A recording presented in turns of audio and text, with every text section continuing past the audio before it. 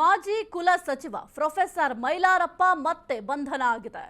ಕಾಮಾಕ್ಷಿಪಾಳ್ಯ ಪೊಲೀಸರಿಂದ ಮೈಲಾರಪ್ಪರವರನ್ನ ಅರೆಸ್ಟ್ ಮಾಡಲಾಗಿದೆ. ಮಾಜಿ ಕುಲ ಸಚಿವ ಪ್ರೊಫೆಸರ್ ಮೈಲಾರಪ್ಪ ಮತ್ತೆ ಬಂಧನ ಆಗಿದೆ. ಕಾಮಾಕ್ಷಿಪಾಳ್ಯ ಪೊಲೀಸರಿಂದ ಮೈಲಾರಪ್ಪರವರನ್ನ ಅರೆಸ್ಟ್ ಮಾಡಲಾಗಿದೆ. ಜಾಮೀನು ಬಳಿಕ ಕೋರ್ಟ್ಗೆ ಗೈರಾಗಿದ್ದ ಮೈಲಾರಪ್ಪ ಬೆಂಗಳೂರು ಎಸಿಜೆಎಂ ಕೋರ್ಟ್ನಿಂದ ವಾರೆಂಟ್ ಜಾರಿ. ಸೆಷನ್ಸ್ ಕೋರ್ಟ್ನಲ್ಲಿ ಮೈಲಾರಪ್ಪ ಜಾಮೀನು ರದ್ದಾಗಿದೆ. ತನಿಖೆಗೆ ಅಸಹಕಾರ, ಕೋರ್ಟ್ಗೆ ಹಾಜರಾಗದ ಆರೋಪ ಇದೆ. ಹಾಗಾಗಿ ಜಾಮೀನು ರದ್ದಾಗಿದೆ. ಸೆಷನ್ಸ್ ಕೋರ್ಟ್ನಲ್ಲಿ ಮೈಲಾರಪ್ಪ ಜಾಮೀನು ರದ್ದಾಗಿದೆ. ಮೈಲಾರಪ್ಪ ಬಂಧನಕ್ಕೆ ವಾರೆಂಟ್ ಅನ್ನ ಜಾರಿ ಮಾಡಿದ ಕೋರ್ಟ್. ಇಂದು ಬೆಳಗ್ಗೆ ಮೈಲಾರಪ್ಪನನ್ನ ಪೊಲೀಸರು ಬಂಧಿಸುವ ಕೆಲಸವನ್ನ ಮಾಡಿದ್ದಾರೆ.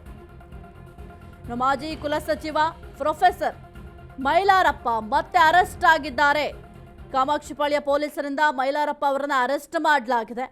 ಇನ್ನು ಸೆಷನ್ಸ್ ಕೋರ್ಟ್ನಲ್ಲಿ ಮೈಲಾರಪ್ಪ ಅವರ ಜಾಮೀನನ್ನು ರದ್ದು ಕೂಡ ಮಾಡಲಾಗಿದೆ. ಕಾಮಾಕ್ಷಿಪಾಳ್ಯ ಪೊಲೀಸರಿಂದ ಈಗ ಸದ್ಯಕ್ಕೆ ಮೈಲಾರಪ್ಪ ಅವರನ್ನ ಅರೆಸ್ಟ್ ಮಾಡುವ ಕೆಲಸವನ್ನ ಮಾಡಿದ್ದಾರೆ. ಜಾಮೀನು ಆದ ನಂತರ ಕೋರ್ಟ್ಗೂ ಕೂಡ ಹಾಜರಾಗಿರ್ಲಿಲ್ವಂತೆ. ಈಗ ಕೋರ್ಟ್ಗೆ ಕೆಲವೊಂದಿಷ್ಟು ದಿನಾಂಕವನ್ನ ಕೊಡ್ತಾರೆ. ಆ ಒಂದು ಸಂದರ್ಭದಲ್ಲಿ ಕೋರ್ಟ್ಗೆ ಹಾಜರಾಗಬೇಕಾಗತ್ತೆ. ಆದರೆ ಇವರು ಕೋರ್ಟ್ಗೆ ಹೋಗೇ ಇಲ್ಲವಂತೆ.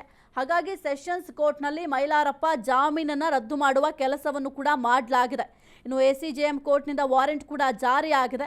ಅಲ್ಲದೆ ಸೆಷನ್ಸ್ ಕೋರ್ಟ್ನಲ್ಲಿ ಮೈಲಾರಪ್ಪ ಜಾಮೀನು ರದ್ದುಪಡಿಸಲಾಗಿದೆ. ತನಿಖೆಗೆ ಅಸಹಕಾರ, ಇನ್ನು ನ್ಯಾಯಾಲಯಕ್ಕೂ ಕೂಡ ಹಾಜರಾಗಿಲ್ಲ. ತನಿಖೆ ಮಾಡುವಂತಹ ಸಂದರ್ಭದಲ್ಲಿ ನ್ಯಾಯಾಲಯ ಒಂದು ಜಾಮೀನನ್ನು ನೀಡುವಂತಹ ಸಂದರ್ಭದಲ್ಲೇ ಹೇಳಿರ್ತಾರೆ, ನೀವು ಈಗ ತನಿಖೆ ಕರೆದಂಥ ಟೈಮಲ್ಲಿ ಹೋಗಬೇಕಾಗತ್ತೆ, ತನಿಖೆಗೆ ಸರಿಯಾಗಿ ರೆಸ್ಪಾನ್ಸ್ ಮಾಡಬೇಕಾಗತ್ತೆ ಅಂತ ಕೆಲವೊಂದಿಷ್ಟು ಸೂಚನೆಗಳನ್ನು ನ್ಯಾಯಾಲಯ ಜಾಮೀನನ್ನು ನೀಡುವಂತಹ ಸಂದರ್ಭದಲ್ಲಿ ಹೇಳಿರುತ್ತೆ. ಅದೆಲ್ಲವನ್ನು ಕೂಡ ಪಾಲನೆ ಮಾಡಬೇಕಾಗತ್ತೆ. ಆಗ ಮಾತ್ರ ಜಾಮೀನು ಮುಂದುವರಿಕೆ ಆಗುತ್ತೆ. ಇಲ್ಲಾಂದರೆ ಏನಾದರೂ ಕೋರ್ಟ್ ಆದೇಶವನ್ನು ಉಲ್ಲಂಘನೆ ಮಾಡಿದ್ರೆ ಯಥಾಸ್ಥಿತಿ ಜಾಮೀನು ರದ್ದಾಗಿ ಜೈಲಿಗೆ ಹೋಗಬೇಕಾಗತ್ತೆ, ಮತ್ತೆ ಅರೆಸ್ಟ್ ಆಗಬೇಕಾಗತ್ತೆ. ಸದ್ಯಕ್ಕೆ ಇವರು ಅಸಹಕಾರವನ್ನು ಕೊಡ್ತಾ ಇದ್ರಂತೆ, ತನಿಖೆಗೆ ಸರಿಯಾಗಿ ರೆಸ್ಪಾನ್ಸ್ ಮಾಡ್ತಾ ಇರಲಿಲ್ವಂತೆ, ಜೊತೆಗೆ ನ್ಯಾಯಾಲಯಕ್ಕೂ ಕೂಡ ಹಾಜರಾಗ್ತಾ ಇರಲಿಲ್ವಂತೆ.